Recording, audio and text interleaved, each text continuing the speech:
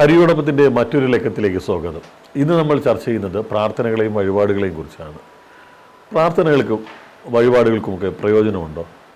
പ്രാർത്ഥന എന്നുള്ളത് എന്താണെന്ന് ഒരുപക്ഷെ ആദ്യം നമ്മൾ പഠിക്കേണ്ടതാണ്. കാരണം നമ്മുടെയൊക്കെ ചിന്തയിൽ പ്രാർത്ഥന എന്നാൽ ക്ഷേത്രത്തിൽ പോവുക, ക്ഷേത്രത്തിൽ പോയി പ്രാർത്ഥിക്കുക എന്ന് വെച്ചിട്ടുണ്ടെങ്കിൽ ഈശ്വരനോട് എന്തെങ്കിലും തരണമെന്ന് പ്രാർത്ഥിക്കുക എന്നൊക്കെയാണ് നമ്മൾ സാധാരണ ധരിച്ചിട്ടുള്ളത്. പ്രാർത്ഥന എന്നുള്ളത് ഒരുപക്ഷെ നമ്മളിൽ നിന്ന് തന്നെയാണല്ലോ ആദ്യം തുടങ്ങുക. കാരണം നമ്മൾ ഒരു കാര്യം ആഗ്രഹിക്കുന്നു, ആദ്യം നമ്മൾ ചിന്തിക്കുന്ന നമ്മുടെ ആഗ്രഹം എങ്ങനെ നേടാം, അല്ലെങ്കിൽ അത് ലഭിക്കാൻ എന്ത് മാർഗമുണ്ട്, അതെനിക്ക് ലഭിക്കണേ എന്ന് ഓരോ നിമിഷവും ഞാൻ എന്നോട് തന്നെയാണ് ആദ്യം ഞാൻ പ്രാർത്ഥിക്കുക. അപ്പോൾ എന്നോട് ഞാൻ പ്രാർത്ഥിച്ച്, എന്നോട് തന്നെ ഞാൻ ആഗ്രഹിച്ച് വീണ്ടും എനിക്കത് വേണമെന്ന് ഞാൻ ചിന്തിച്ച് കഴിയുമ്പോൾ എവിടെ നിന്ന് എനിക്കത് ലഭിക്കും, എങ്ങനെ എനിക്കത് ലഭിക്കും എന്ന് ഞാൻ ചിന്തിച്ചു തുടങ്ങും. ആ സമയത്താണ് എനിക്ക് ഏറ്റവും കംഫർട്ടബിളായിട്ടുള്ള ഒരിടത്ത് നമ്മൾ പ്രാർത്ഥിക്കുക. എനിക്ക് എൻ്റെ ചുറ്റും നിൽക്കുന്ന എനിക്ക് പരിചയമുള്ള ആളുകളിൽ എനിക്ക് അത്രയും ഉറപ്പില്ല എങ്കിലും ഞാൻ വിശ്വസിക്കുന്ന ഒരു ശക്തിയിൽ എനിക്ക് തീർച്ചയായിട്ടും വിശ്വാസമുണ്ട്. ആ ശക്തിയോട് ഞാൻ എൻ്റെ ആഗ്രഹം ഉറപ്പിച്ച് പറയുകയാണ് ചെയ്യുന്നത്. ആ ശക്തി തീർച്ചയായിട്ടും എന്നിൽ തന്നെയുണ്ട്, ഞാൻ തന്നെയാണ് ആ ശക്തിയെങ്കിലും എനിക്ക് തരുന്ന ആ ഒരു പവറിനോട് ഞാൻ വളരെ ശക്തിയായിട്ട് എൻ്റെ ആഗ്രഹം പറയുക. അതാണ് യഥാർത്ഥത്തിൽ പ്രാർത്ഥന.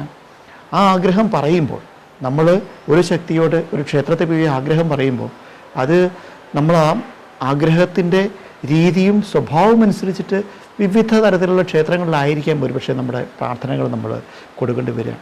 നമുക്കൊരുപക്ഷെ അറിയാം, സരസ്വതി ദേവി എന്ന ഒരു സങ്കല്പത്തിലുണ്ടെങ്കിൽ സരസ്വതി ദേവി നമ്മൾ വിദ്യയുടെ ഈശ്വരനായിട്ട് നമ്മൾ കണക്കാക്കും. വിദ്യയുടെ ഈശ്വരനായിട്ട് നമ്മൾ കണക്കാക്കുന്നത് എന്തിനാണ്?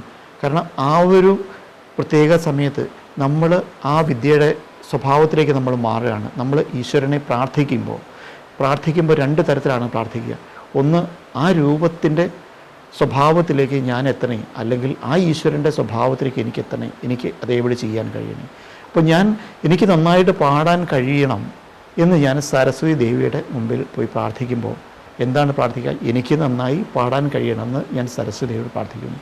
ഭഗവതി അനുഗ്രഹിച്ച് നിനക്ക് നന്നായിട്ട് പാടാൻ കഴിയട്ടെ എന്നല്ല, ആ സരസ്വതി എന്ന രൂപം, ആ ഈശ്വരൻ എൻ്റെ ഉള്ളിൽ വന്നിരുന്ന് ഞാൻ സരസ്വതി ദേവി പാടുമ്പോൾ കേൾക്കുന്ന അതേ ശബ്ദം എൻ്റെ കണ്ടത്തിൽ നിന്ന് പുറത്തേക്ക് വരുന്നത് ഞാൻ സ്വപ്നം കാണുമ്പോൾ, അതായത് എനിക്ക് ആ ഒരു മാറ്റം ഉണ്ടാവണം എന്ന് ഞാൻ ആഗ്രഹിക്കുന്ന പ്രാർത്ഥനയാണ് ഞാൻ ഈശ്വരൻ്റെ മുമ്പിൽ പോയി പറയുക.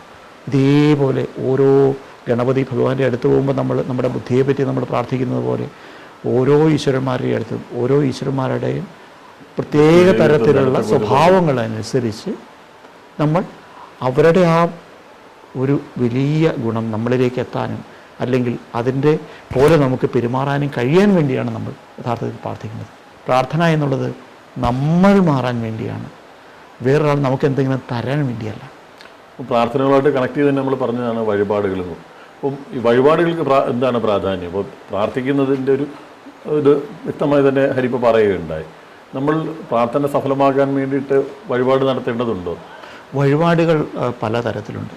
പിന്നെ ഏറ്റവും ഇതിൻ്റെ പ്രാധാന്യം എന്താണെന്ന് വെച്ചിട്ടുണ്ടെങ്കിൽ, വഴിപാട് എന്നുള്ളത് യഥാർത്ഥത്തിൽ ഒരു സമർപ്പണമാണ്. നമ്മൾ ഈ പറഞ്ഞ പോലെ നമ്മുടെ ഉള്ളിലേക്കുള്ള ഈശ്വരനാണ്.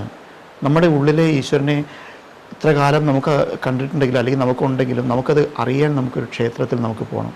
ആ ക്ഷേത്രത്തിൽ പോയി നമ്മുടെ ഉള്ളിലെ ഈശ്വരനെ നമ്മൾ ആ ക്ഷേത്രത്തിൽ നമ്മൾ കാണുകയാണ്. ആ ക്ഷേത്രത്തിൽ നമ്മൾ കാണുമ്പോൾ നമ്മുടെ ഉള്ളിലുള്ള ഈശ്വരനാണെങ്കിലും അവിടെ കാണുമ്പം അതൊരു നമുക്ക് തന്നെ അത്ഭുതമായിട്ടുള്ള ഒരു ഈശ്വരനാണ്. ആ ഈശ്വരൻ നമ്മുടെ ആണ് എന്ന് വെച്ച് നമുക്കതിനെ ചെറുതാക്കി കാണാൻ നമുക്ക് പോലും താല്പര്യമില്ല. അപ്പോൾ ആ ഈശ്വരന് നമ്മൾ എന്താണ് സമർപ്പിക്കേണ്ടത്, ആ ഈശ്വരന് എന്തൊക്കെ വലിയ ആഗ്രഹങ്ങളുണ്ടാവുക, അതുകൊണ്ട് എന്നെക്കൊണ്ട് ചെയ്യാൻ കഴിയുന്ന എന്തൊക്കെയാണ് ചെയ്യാൻ പറ്റുക.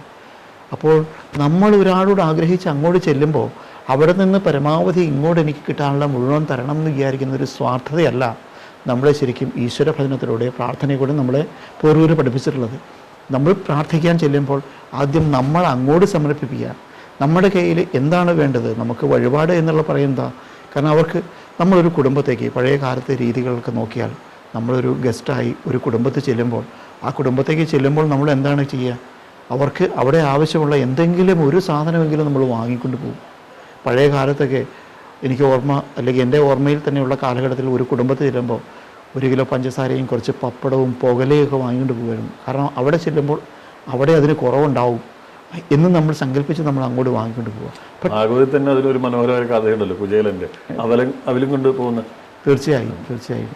അപ്പോൾ എന്തും നമ്മൾ അങ്ങോട്ട് നമ്മൾ കോൺട്രിബ്യൂട്ട് ചെയ്യാൻ കഴിയാതെ ഒരിക്കലും നമുക്ക് ഇങ്ങോട്ട് നമ്മളെ ഇത് ചെയ്യാൻ പറ്റില്ല. നമ്മുടെ മനസ്സ് അതിന് പാകമാവണമെങ്കിൽ നമുക്ക് ഈ പറഞ്ഞ ഒരു വ്യത്യാസത്തിലേക്ക്, നമ്മൾ പ്രാർത്ഥിക്കുന്ന കാര്യത്തിലേക്ക് നമുക്ക് ഒരു മാറ്റം ഉണ്ടാവണമെങ്കിൽ ആദ്യം നമ്മൾ കൊടുക്കാൻ പഠിക്കണം. കൊടുക്കാൻ പഠിക്കാതെ ഒരിക്കലും നമ്മുടെ ആഗ്രഹത്തിന് നേടാൻ നമുക്ക് കഴിയില്ല.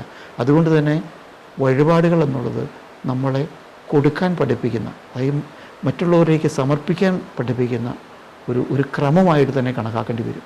എല്ലായിടത്തും നിറഞ്ഞു നിൽക്കുന്ന സർവശക്തനായ ദൈവത്തിന് മുന്നിൽ പ്രാർത്ഥനയുടെയും വഴിപാടിൻ്റെയും ഒക്കെ ആവശ്യമുണ്ടെന്ന് പലരും ചോദിച്ചു കേൾക്കാറുണ്ട്. അതിനുള്ളൊരു മറുപടി ലഭിച്ചിട്ടുണ്ടാവുമെന്ന് കരുതുന്നു. ഇത്തരം വിഷയങ്ങളെപ്പറ്റി കൂടുതൽ അറിയാൻ ഞങ്ങളുടെ തുടർന്നുള്ള ലക്കങ്ങൾ കാണുക. നന്ദി, നമസ്കാരം.